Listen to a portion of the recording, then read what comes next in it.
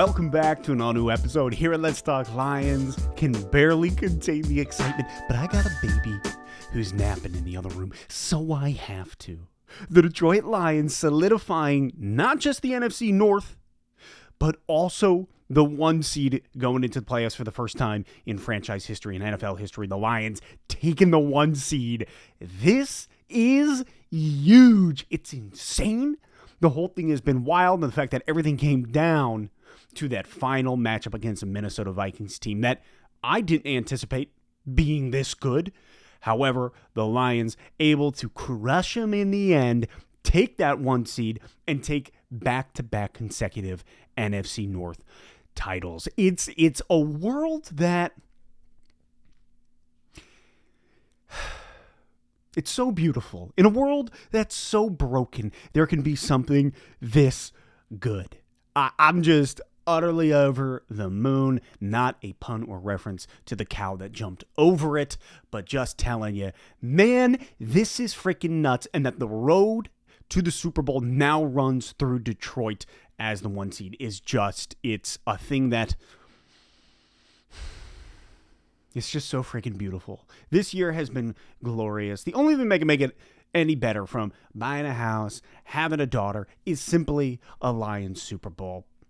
I mean, 2024 shaped up to be incredible. 2025 shaping up to be even better. Look, dude, there's just so much here. And I think the shout-out has to go to Aaron Glenn in this defense, to Anzalone coming back, and most of all, Amik Robertson, a guy that, coming from the Raiders, take it down, Jay, people did not see as a viable secondary player. The moment we got him, I was hyped. I was like, I feel like this guy's going to be great. Listening to his first presser, there was something about him that just kind of had that tough mentality that Campbell, Glenn, that the guys, Brad Holmes, that they look for. What he showed yesterday was masterful. Look at what he did playing man-to-man on Jefferson for so much of the night. Jefferson had 3 receptions for 54 yards. And they showed that Amik has been playing against Jefferson ever since they were in high school, which is like, really, first of all, what a cool thing.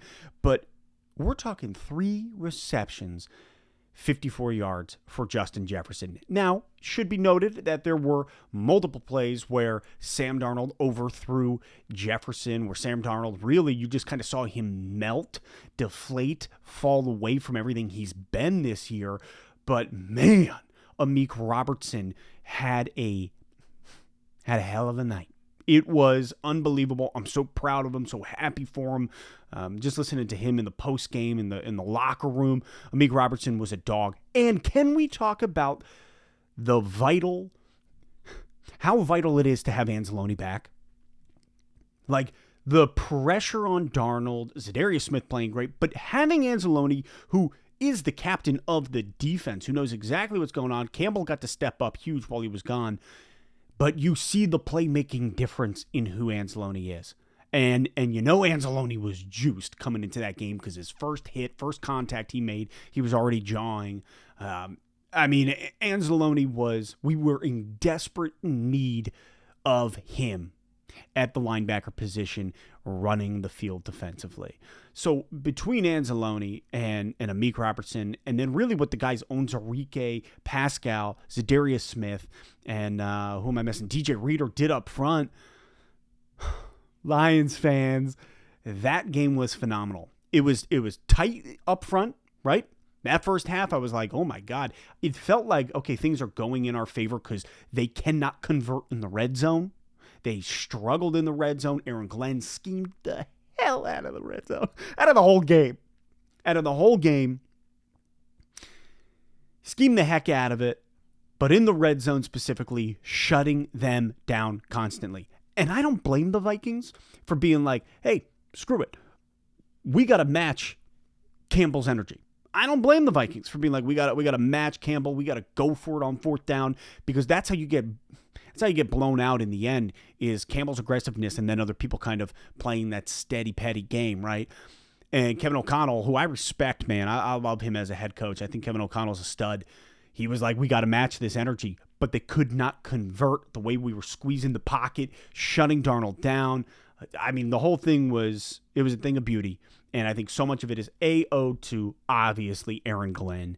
B, to Amik Robertson. And then C, Anzalone back at it. Lions were just, man, we hit that second half. And we could not get going offensively. We hit that second half and really seeing Jahmyr Gibbs just explode. It looked like we popped like a water balloon, not even like a regular balloon, just a water balloon, and Minnesota just slowly leaked out and went away. And Jahmyr Gibbs taking some of those big chunk yardage.